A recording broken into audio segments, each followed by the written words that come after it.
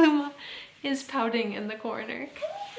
I read 4 books this month, so it's time for another monthly reading wrap up. 3 of those books were romance. Ali Hazelwood romance actually is my first 3 books I've read by her ever. One of them was a fantasy. I read it on my Kindle. The first book I read this month, Luma, was The Love Hypothesis by Ali Hazelwood. This was on my top 25 books I wanted to read in 2025. I completed it. If you watched my February TBR, you know that I wanted to read as many romance books as I could. I'm not a huge romance book girly, but this year I do want to get more into them because the ones I've read for the most part I have enjoyed. I can only do so much though, and I think I burnt myself out reading through 3 romance books back to back. Probably won't ever do that again, but it was February, Valentine's Day. I felt like it was fitting. And I've heard a lot of great things about Ali Hazelwood, which is why I wanted to give her books a shot. And I started with the one that I've heard the most about. Now, going into this book, I was very hesitant because I have never been a science person. I don't like science. I don't like math. Like, I like them as a thing, but I don't like learning about them. It doesn't click in my brain. I was always more of the English art side of the spectrum, which is why this cover threw me off for the longest time, because they're scientists and I know the book is about scientists. So I was like, I don't think I'm gonna like that. Boy, was I wrong. A good way for me to describe this is whenever I talk about Taylor Jenkins Reid, which I don't really want to compare Taylor to Ali because their writing styles are very different. They write different genres, but something that I found similar between them is that they could write on a topic that I'm not interested in, and then I can end up actually being really interested in it and get really invested. And that's how I felt with this. The way she talked about science and the whole lab that they were in, it didn't put me off, honestly. If anything, I was really interested in everything they were doing in their careers. I'm so shocked to say that I ended up giving this book 5 stars. After I finished it, I went on Goodreads and I looked up the star ratings from people I follow and my friends on Goodreads, and everyone had it as 5 stars. So I'm like, why didn't I read this sooner? But I am glad that I waited until when I did to read this, because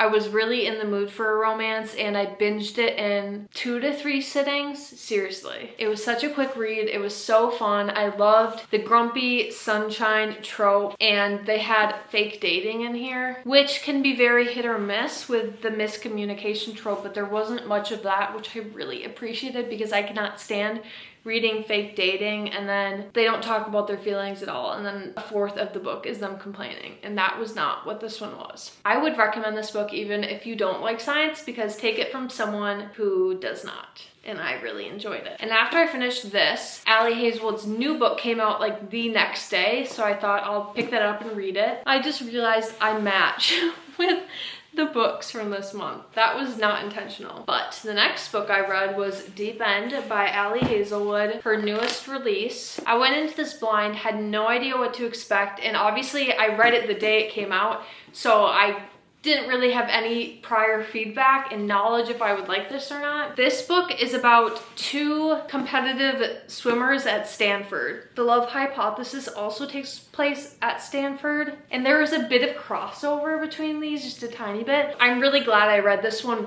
back to back with this one, because that was really cute to see. The pumpkin spice sticky notes, if you know, you know. But here is the thing with this. I didn't hate it, but I didn't love it. And I really like Ali Hazelwood's writing, but what got really insufferable with this book was the circumstances of why Scarlett and Lucas started like dating, I guess. The circumstances were icky to me, and I don't know, like, check the trigger warnings for sure before you read this. This is one I'd be like, okay, make sure you're okay diving into this. And I just don't think it's really for me, but I didn't think it was a bad book. But there was one character, one of the main characters, who the book should have just been about her at that point, because she was mentioned so much, and every time she came up on the page, I felt so anxious, like I wanted to crawl out of my skin, because she infuriated me so much and the choices she made really irked me. So a 3-star for me is pretty much kind of like, I just felt neutral about this, didn't really have any strong opinions one way or the other. So I think if this premise interests you, you might like it, but I don't think it was for me, and I don't think I'd ever reread it. One thing I really did enjoy about this book was I loved the swimming aspect of it. I loved hearing about their competitions and when they would travel all over the world because they're Stanford athletes, and going to the Olympics and all the drama with the swim team and the different events. I enjoyed that. That was my favorite part of it, and it was the same kind of feeling of, was I interested in swimming before this book? No, but she made me interested in it as I was reading. That was that was definitely my favorite part about the book. The third and final romance book I read this month was Love on the Brain by Ali Hazelwood. Once again, I love her, but I gotta take a break from her books because I read 3 back-to-back in a couple sittings each. I usually don't do that, but romance books are just so much easier to plow through than a fantasy book is, even though I enjoy them far less than fantasy books, but I still had a good time reading them. Love on the Brain is another book where the main characters, the love interests, are in a science environment throughout the entirety of the book. And this one is fun because they're in Houston at NASA. And honestly, I liked that she didn't get too much into the whole sciencey aspect of everything that was going on. We get a little bit with the thing that they're working on, the project, but otherwise it was not overwhelming. I was a bit worried for this one because I was like, oh great, it's gonna be science and NASA, and my brain is gonna be turned to mush. My brain is gonna be turned to mush. But I did not feel that way. I ended up giving this one 4 stars. If I did half stars, I'd probably give it a 3.5 stars. I think 4 stars is also probably pretty fitting, but a lower end of the 4-star rating for me. I enjoyed this. I thought the couple was cute. It's so cute to see how perfect they are for each other. When 2 people are just so alike, it's so satisfying. But my girl B is delusional. Some of the things that she didn't figure out until the end of the book, I figured out the first time they were introduced. Let's be smart here. You're supposed to be a scientist. So that was one thing that I did not enjoy. And also, there's a fairly big miscommunication trope throughout the first third or fourth of the book, which I'm glad it was at the beginning more so than the end. We got a tiny bit of that at the end too. It was just a dumb miscommunication, like something that would never happen in real life. Like, you tell me, would you wear your grandmother's ring on your wedding ring finger when you're not married around for years? You tell me if you would do that, because I sure would not. I would wear it on a different finger, for example. And Miss B here she would do that. But yeah, I think at this point too, I would have probably enjoyed this a bit more had I read it not back to back with 2 other Ali Hazelwood romance books that are all about science or like academic stuff. But that's not to say I didn't like it. I would still recommend it for sure. And maybe one day I'll read it again. I'm not really sure if I will. I don't really reread romance books like that. But I am really glad I gave her a shot because I love her books and I want to continue reading her backlog and potentially new books that come out in the future if they interest me. I'll take a moment to look at Luma right now. She is just plopped on the floor. The 4th book I read this month was on my Kindle. I have a physical copy, just not with me, and it was on Kindle Unlimited, so I was thinking I might as well just read it on there. And honestly, reading fantasy on a Kindle, I read it so much faster. I read so much faster on a Kindle in general, but fantasy really especially flies by on a Kindle. And that book was another one of my top 25 books I want to read in 2025. One Dark Window by Rachel Gillig. There's a glare. I'm trying to get you to see. I have seen this book all over. I've been recommended it personally, and I thought might as well read it. It wasn't that long of a fantasy, and what really drew me in and what really proved to be true as I read was that this is one of the most unique fantasy world systems that I've ever read. It can get a bit redundant when you're always reading about fae and the same type of characters all the time, but people are not lying when they say One Dark Window is so unique. I'm going to tell you a little bit about the magic system. It's one of those things like most fantasy books that you just got to read it and then figure it out. It really did not take me long to figure it out, but it is really unique. It's about this world where this city is surrounded by this mist, which carries a virus type thing, and once you catch the virus, it is illegal to not either turn yourself in or turn in whoever has caught the virus, and that includes your kids, your parents, your family, because what happens is you develop a magical ability after you're over this virus. And that is not good because magic is illegal in this world, except for these magical cards, and there's different types of cards with different abilities, but you tap the card 3 times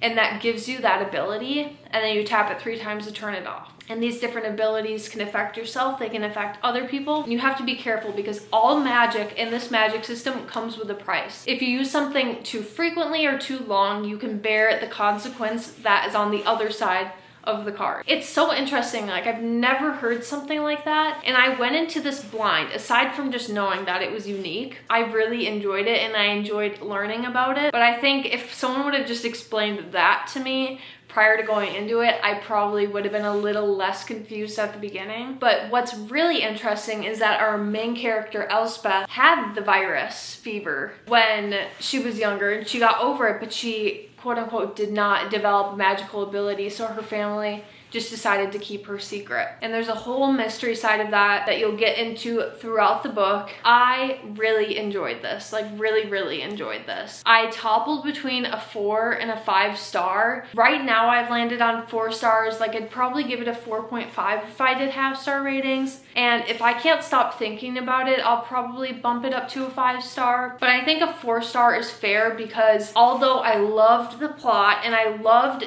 not being able to predict what was happening because I've never read a fantasy book like this before, that was a lot of fun. And I liked the characters, I did. I wasn't like super annoyed by all of them or anything, but there wasn't a ton of development in the characters, and I think there probably will be more in the second book because this is book 1 of the duology. So stay tuned. I'm exactly 25% through Two Twisted Crowns, which is the second book. And in the next reading wrap up, you'll definitely see me talk about that, probably the first book in that wrap up. So I just wasn't like super connected to any of the characters, and they didn't make any choices that were like anything revolutionary, I guess I should say. So those were my main critiques of it, but I read this in a few sittings within 24 hours and had a lot of fun reading it. I liked her writing style. There were some phrases that she would use a lot, but you kind of find that often in fantasy books, so you just have to ignore it. But I immediately jumped into the second one because I enjoyed this one. Stay tuned for my review on that. I quickly am just going to give my TBR for this next month,